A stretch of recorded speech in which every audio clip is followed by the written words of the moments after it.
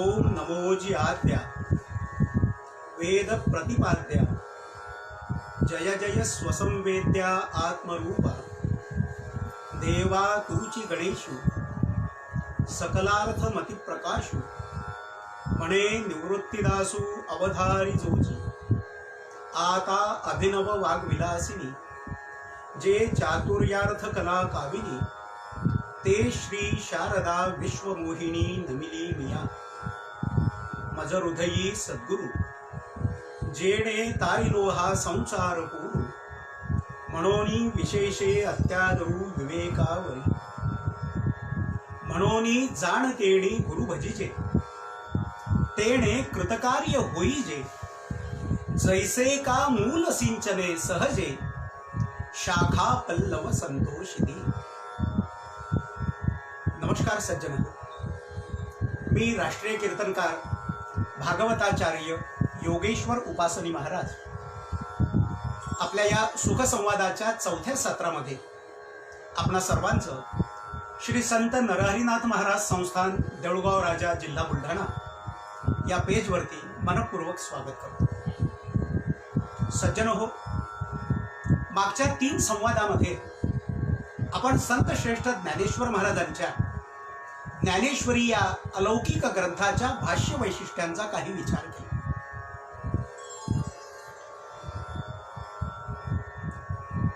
मी आपणाशी बोलताना बोललो होतो, हरी अनंत, हरी कथा अनंत।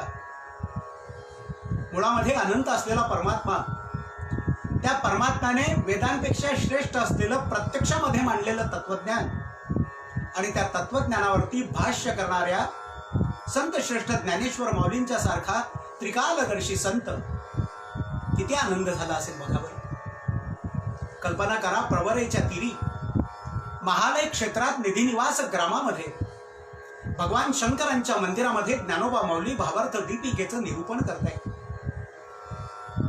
आणि श्रोत्यांना आनंदाचं उधाण आलेलं आहे। काय काय ज्ञानेश्वर माऊली विषय म्हणतात हो। श्रीमद भगवद्गीतेमध्ये एकूण 18 अध्याय सांगितलेत माय बापू। या प्रत्येक अध्यायाचा स्वतःचा असा एक योग आहे। कर्मयोग आहे, भक्ती योग आहे, ज्ञान योग आहे, पुरुषोत्तम योग आहे, अर्जुनाचा विषाद योग आहे, क्षेत्रज्ञ योग आहे, दैवासुर संपत्ती योग आहे, अशा अनेक प्रकारचे योग आहेत। पण आज आपण ज्या सूत्राच्या अनुरोधानं काही चिंतन करण्याचा प्रयत्न करतो आहोत, ते सूत्र आहे संत श्रेष्ठ ज्ञानेश्वर माऊलींच्या अंतःकरणामध्ये त्यांच्या सद्गुरूंच्या बद्दल असलेली जी नितांत श्रद्धा आहे, त्या नितांत श्रद्धेला ज्ञानेश्वर माऊलींच्या या शब्दातनं एक प्रत्यक्ष रूप आज आलेलं आहे। हे जे देशिकार लेणं ज्ञानेश्वर माऊलीने घडवलं, विद्वानांमध्ये मतप्रवाह आहेत बरं का। काही लोक म्हणतात ज्ञानेश्वरी सांगणारे ज्ञानदेव वेगळे, काही विद्वान म्हणले हरिपाठ सांगणारे ज्ञानदेव वेगळे, बाप रखमा देवी बरू या मुद्रेने अभंग चिंतन करणारे ज्ञानेश्वर वेगळे, कुणाला वाटलं अमृतानुभवासारखा श्रेष्ठ ग्रंथ लिहिणारे ज्ञानेश्वर वेगळे, आणि मराठी सारस्वतातल्या काही विद्वानांना तर असं वाटलं की अरे हा 16 वर्षाचा चिमुरडा पोर इतका सुंदर असा अद्वैत सिद्धांत, नवे अद्वयाचा सिद्धांत कसा मांडू शकेल। महाराष्ट्राचं भूषण असलेले वैकुंठवासी परमपूजनीय मामासाहेब दांडेकर, आता जी ज्ञानेश्वरी माझ्या या ग्रंथपीठावरती मी ठेवली ना मायबापू, ही आळंदीच्या वारकरी शिक्षण संस्थेने प्रकाशित केलेली ज्ञानेश्वरी। या ज्ञानेश्वरीच्या प्रस्तावनेमध्ये परमपूजनीय वैकुंठवासी मामासाहेब दांडेकरांनी जवळपास 150 पानांची प्रस्तावना लिहिली आणि या सर्व आरोपांचं साध्यंत खंडन केलं।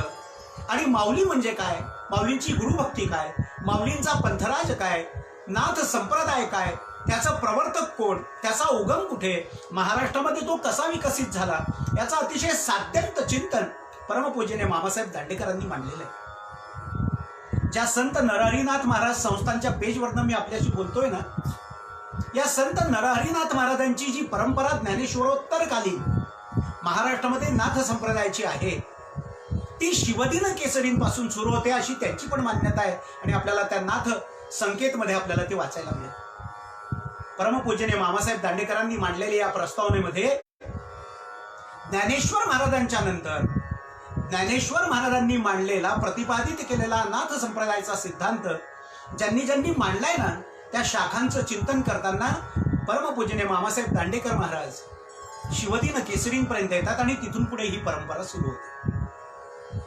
आज आपण काही थोडं चिंतन श्री ज्ञानदेवांचा गुरुभक्ती योग या विषयाच्या अनुषंगाने करणार आहोत. याच्यासाठी सूत्र आहे, संत श्रेष्ठ ज्ञानेश्वर महाराज ज्ञानेश्वरीच्या पहिल्याच अध्यायामध्ये आपल्या सद्गुरूंना नमन करतात. एक लक्षात घ्या मायबापू, ज्ञानेश्वरी उर्फ भावार्थ दीपिका उर्फ ब्रह्मानंद लहरी उर्फ निगमवल्ली हा जो ग्रंथ आहे ना, हा ग्रंथ म्हणजे गीतेचा भाष्य ग्रंथ आहे.